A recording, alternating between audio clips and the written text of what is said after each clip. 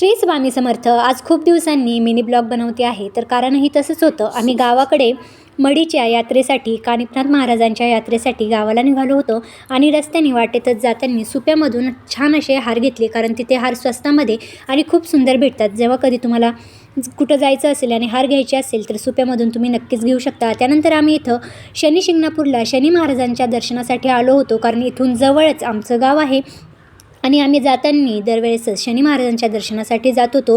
ह्यावेळेस खरं तर खूप दिवस झाले होते आणि इथं खूप छान प्रकारे त्यांनी काम केलेलं होतं. आणि इतकं सगळं असूनही तुम्ही इथं बघू शकता शनी महाराजांची खूप छान प्रकारे इथं प्रतिष्ठापना केलेली आहे.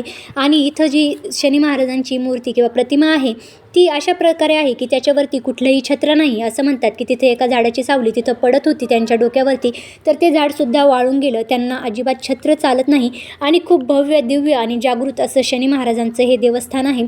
इथं कधीच कुठल्याच प्रकारची चोरी होत नाही आणि त्यांचे खूप जागृत असे अनुभव लोकांना आलेले आहेत.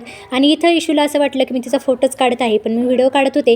त्यानंतर सर्व छान असं दर्शन घेतलं आणि आम्ही पुढे निघाल. भेटूया नेक्स्ट व्हिडिओ. बाय.